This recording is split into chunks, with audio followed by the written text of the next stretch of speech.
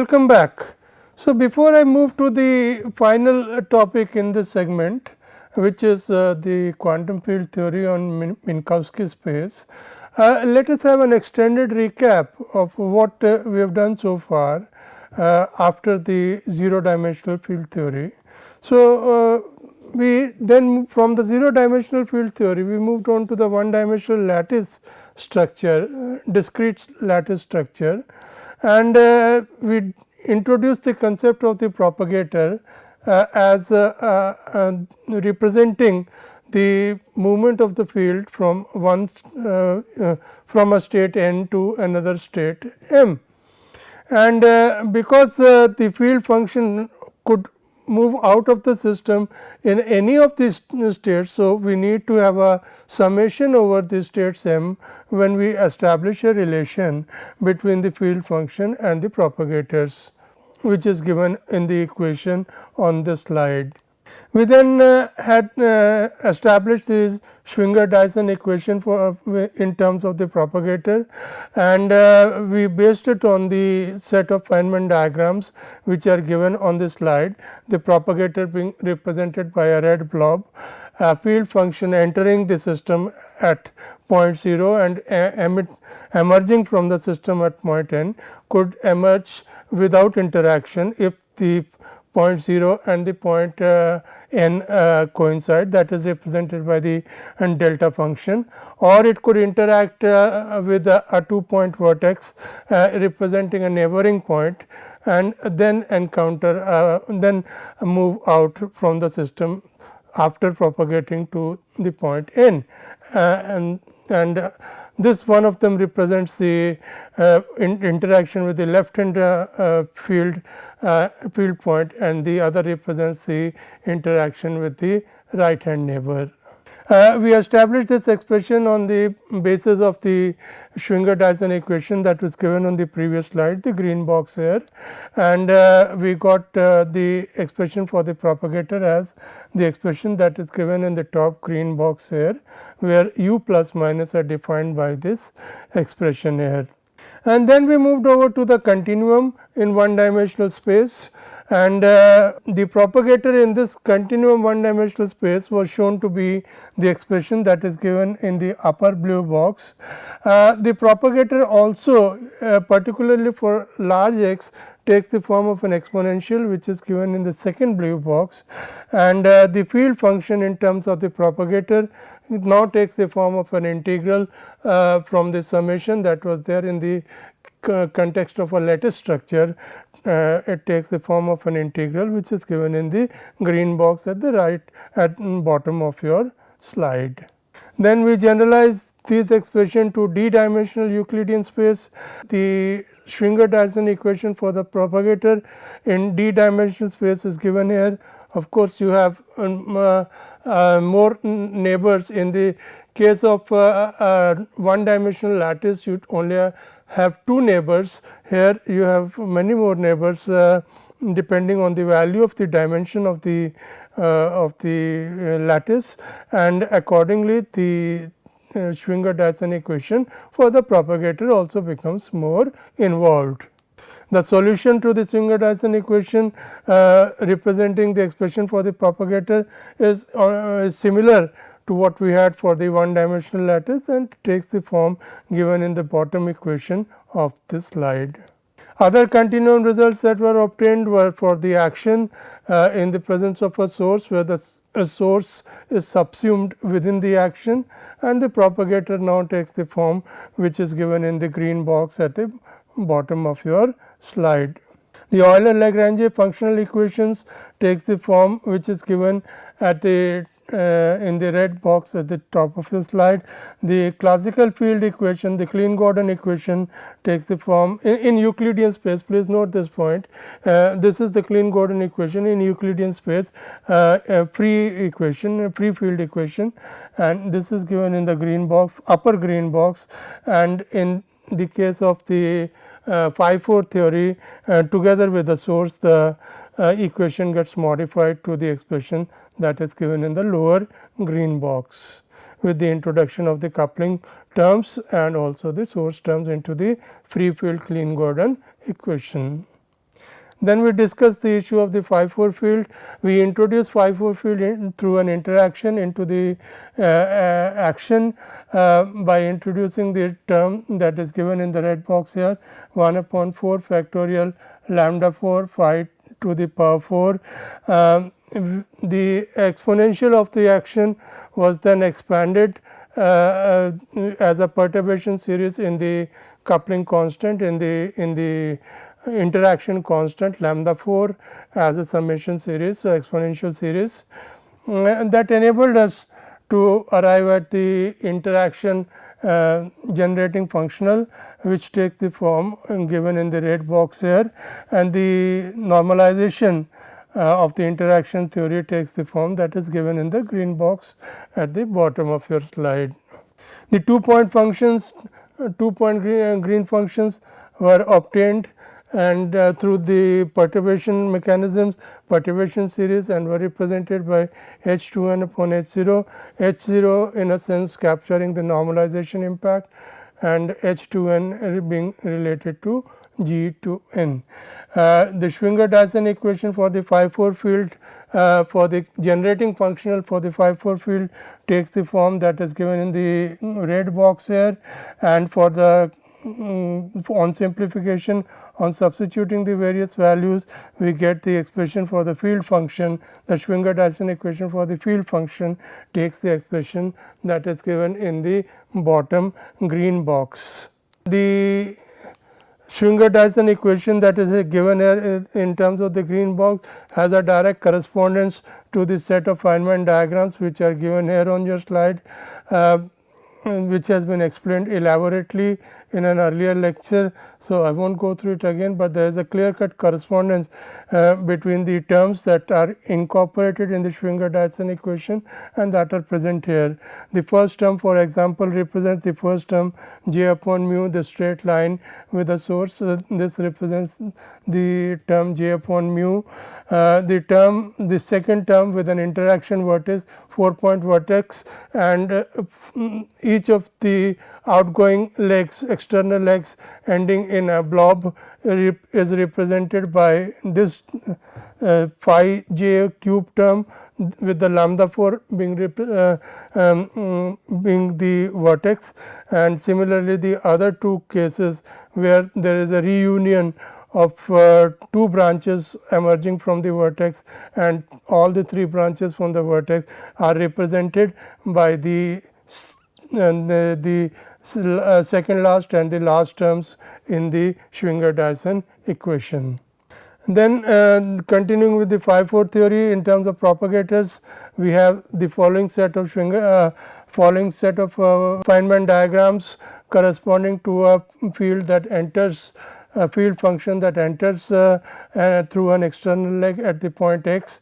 It could interact, it could first move to the point space time point y and then interact with a source, or it could move to the space time point y and then encounter a 4-point vertex, and the three emerging or the external lines emerging, outgoing external lines emerging from the vertex could have separate blobs, each of them, or any two blobs could unite, or all the three blobs could reunite and form the same one single blob after emerging from the vertex interaction. So, these are the various possibilities. Remember, in each case we need to sum over the fields space-time points at which the fields emerge from through the propagator, and as a result of which the summation sign here over y appears. Of course, as we move from this into the continuum arena, the summation will be replaced by the integral, and that gives us the Schwinger-Dyson equation, which is now shown on your slides. Here I have also incorporated the loop parameter or the h bar parameter representing the number of loops. As you can see, in the second last equation we have one loop, and in the last equation we have two loops, which is represented by h bar in the second last term and h bar square in the last term. The explicit form of the propagator that we end up with is given on the slide. when you simplify this expression, we get it in terms of the modified Bessel function of the second kind. Remember, d is the dimension and m is the mass of the field, and k is the modified Bessel function of the second kind. As far as the normalization of the propagator is concerned, the normalization of the propagator is done as per the following scheme, which is given here on the slide, and this results in a normalization factor of h bar upon m square for every dimension corresponding to every dimension of the underlying space. Now, the interesting thing is that for d greater than equal to 3, that is for dimensionality greater than equal to 3, the propagator diverges. Pi 0 which is the expected value of phi square x diverges as x tends to 0, where phi square x is phi x is the product of equal position and time field operators, and this expected value tends to diverge as the two field functions come closer and closer to each other, and they become the equal position and time field operators, then the expected value tends to diverge. This is ultraviolet divergence, and the degree of divergence tends to increase as the dimensionality increases.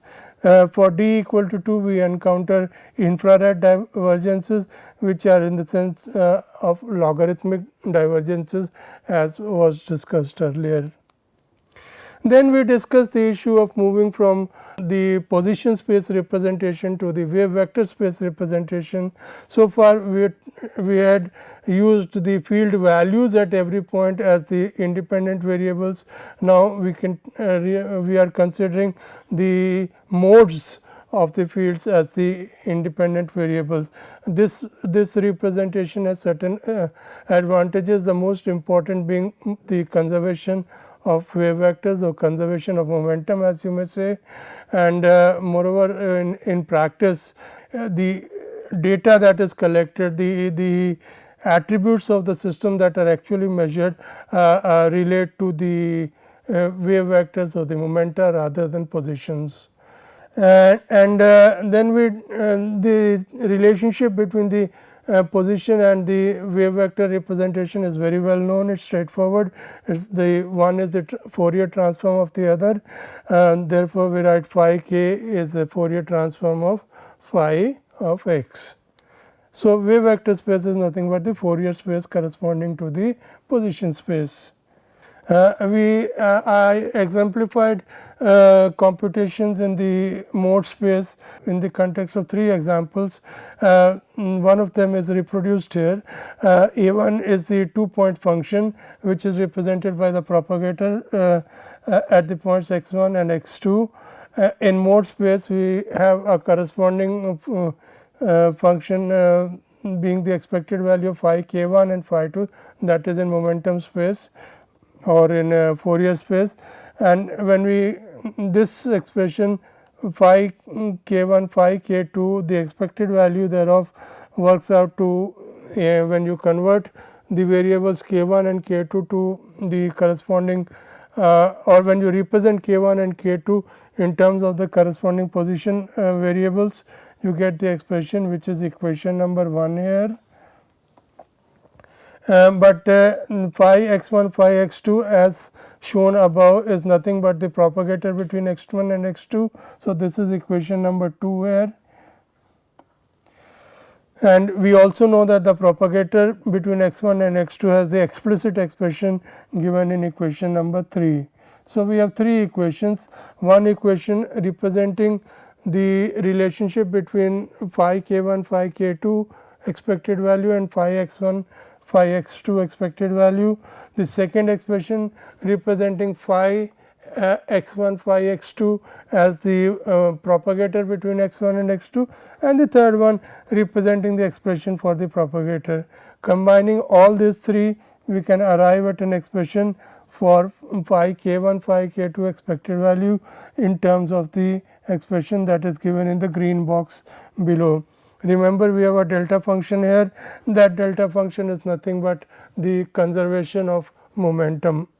And there is another illustration here which is in the context of a phi 3 theory with two vertices, and which, as you can see here, contains a loop. The interesting part as far as the involvement of the loop is that if the expression is solved, you have here two integrals to be done, but you have just the one delta function. You have just one delta function. Now, this one delta function, when it is integrated over, it will give me it will fix one of the q's, but q still remains undetermined. So, in the case of these kind of diagrams which are here on your slide, we have a situation where corresponding to the number of loops, there are a number of internal momenta or internal wave vectors that are not completely determined, and that may turn out to be divergent and that need to be handled in appropriate manner to end up with finite results. That in fact relates to the issue of renormalization we had discussed in the context of zero dimensional field theory. So, not all the internal wave integrals are resolved by wave vector conservation in diagrams where such loops are present. If there are L closed loops in a Feynman diagram, then there will be L such unresolved integrals, and in higher dimensions these loop integrals tend to be divergent. Then we discussed the issue of regularization and renormalization. We discriminated between them. Regularization attempts to quantifying the divergences so that they can be identified. Renormalization tends to manage these divergences. So, first of all, the regularization process aims to identify these divergences by introducing an external parameter. For example, in the context of dimensional regularization, we introduce a dimensional regularization parameter epsilon, which later on goes to 0, of course.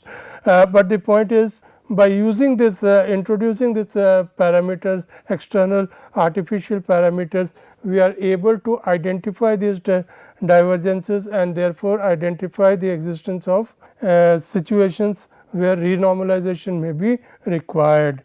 So, regularization is the quantifying of these dimensions, but it does not make them go away.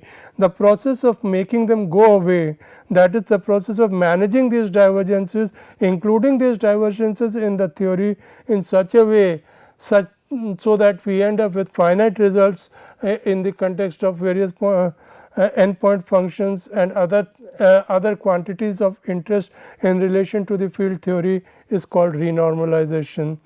Then we discussed an example of dimensional regularization.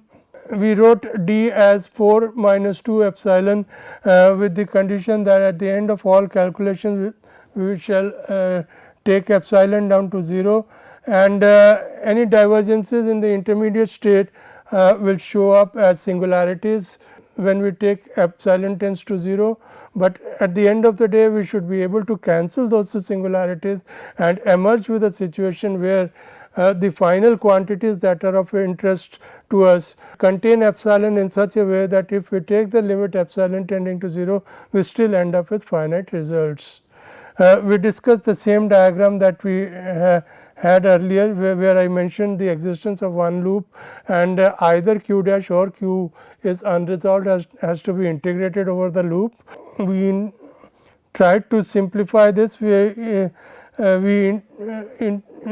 modified the integral in terms of Tk, and then we used the Feynman's trick. Yeah, this is what Tk ends up with. If I do the q dash integral here using this delta function, the one delta function in the blue box, if I do this q dash integral, then I get the expression which is here in the green box. Now, the simplification of this expression which I have now, which is now called Tk, and please note this mu 2 epsilon is a parameter which is introduced to make the tree quantities compatible with the loop quantities. This is called the engineering dimension.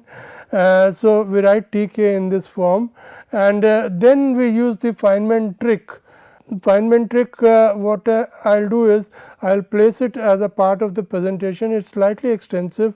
I may not have the time available to discuss that, but at the end of the day it is a mathematical manipulation which enables us to arrive to write Tk in the form which is given in this blue box here, with F s being given in terms of the green box. So, through our extended mathematical manipulation, we are able to get a manageable expression for the involving the dimensional parameter 1 upon epsilon, and we can thereby manage the divergences that are there in the picture. Remember, gamma e is the Euler constant, the rest of it is more or less self explanatory. As I mentioned, the details of this computation I shall put in the part of the PPT relating to this lecture. Now, we talk about the correlators of the phi 4 field. The important thing here is that we have two different states with respect to which expectation values are calculated. We have the ground state represented by the vacuum state or the 0 state, and we also have the vacuum state of the interacting theory. So, we have two vacuum states, one is the vacuum state of the free theory and the other is the vacuum state of the interacting theory, and normalization could be done with respect to either of the two. So, N0 is the normalization with respect to the free vacuum, and N interaction and INT is the normalization with respect to the interaction vacuum. So, similarly the free field action is represented in terms of the lambda equal to 0 action, the interaction parameter is missing, and the normalization of the free field is given in terms of this expression for N0 inverse is equal to integral d phi exponential minus 1 by h H0 of phi. So, this is the normalization of the free field. Similarly, we define the various correlators either in relation to the free field vacuum or in relation to the vacuum of the interacting field. So, we need to be a bit careful in terms of which quantity precisely are we talking about, but I shall be explaining them in the sequel. So, this information is this is the expression for the correlators in the free field with respect to the free field vacuum. Free field correlators, this is the expression that is given on this slide is the free field correlators, and please note this is the free field action which is appearing in the numerator as well as the denominator. So, this is the free field correlators. The interaction correlators INT are the correlators with respect to the field functions are the interacting. Now, look at the right hand side here, the numerator contains the expression for the interacting action and the denominator contains the free field action. So, in that sense these are interacting field points or correlators of the interacting field with respect to the free field vacuum, correlators of the interacting field with respect to the free field vacuum, and these are the correlators of the interacting field in relation to the interacting vacuum, as you can see from the expressions on the right hand side in each case. So, now we elaborate on the expressions for each of them. Let us look at the correlators of the interacting field in the context of free field vacuum. We write them in the form which is given on the in the blue box here, and you find here, if you in a process which is simply parallel to what we have done earlier, we write it in the as the interacting action. We expand the interaction term g upon 4 lambda integral dx phi 4 as an exponential series, that is this expression is taken separately as the exponential, and then here you see it is expanded as an exponential series given in the red box here. So, this again as in earlier cases we flip the integral and the summation, and this summation goes outside the integral. Inside the integral what we are left with is the expression that is given in the green box here, and which if you look carefully is nothing but the free field correlators with respect to the free field vacuum. That is what is given, that is the expression in the green box. In other words, what we have done is we have been able to express the interacting field correlators as a power series in the coupling constant with their respective free field correlators. I repeat, the interacting field correlators with respect to the free field vacuum have now been expressed as a power series in the coupling constant with the free field correlators. The free field correlators of course can be worked out in the usual manner using the Wick's theorem by summing over the all possible pairings. Now, the generating functional for the phi 4 theory, the generating for the function for the phi 4 theory is given by the expression, the first expression at the top of the box Z0 is equal to this expression. This is the normalization, I am sorry, this is the normalization, the interaction field normalization. The generating function is given at the bottom red box. You see the source term being added here, J phi is added as the source term, and this gives us the generating functional for the various green functions. And please note, these green functions that we are going to get are the interacting field green functions with respect to the interacting vacuum. How we get them? Well, what we simply do is very similar to what we have done just now. We expand the source term, integral j z phi z d d of z. We expand this term in the exponential as an exponential series as a power series in j, and what we get is the expression that is given in the red box here. On expanding this exponential, which is the second exponential 1 upon h integral j z phi z dz, we get this expression which is in the red box. Again what we do is we flip the integral and the summation goes outside the integral, and we get this expression inside the integral.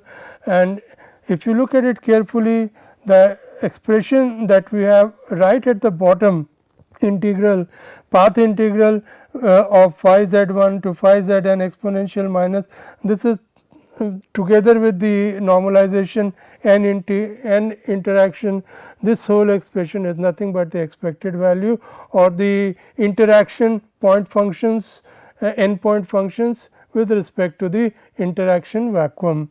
So, we write them as the interaction point functions with respect to the interaction vacuum, and we can recover the values of this interaction endpoint functions in the usual manner by functionally differentiating Zj with respect to j and then substituting j equal to 0.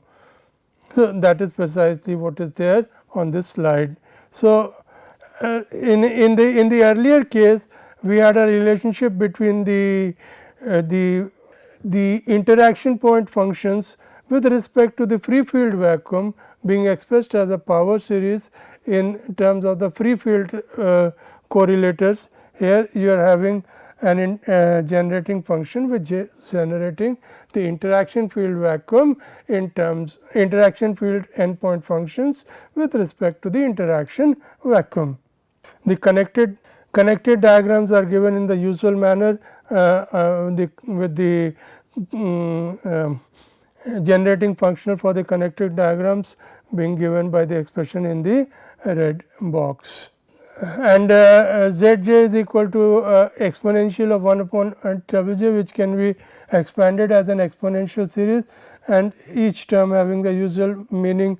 Zj is the sum of all diagrams, 1 is the identity operator of the empty diagram, Wj is the sum of all connected diagrams, W square g is the product of the sum of connected diagrams, pairs of connected diagrams, and so on. So, from here we will continue after the break. Thank you.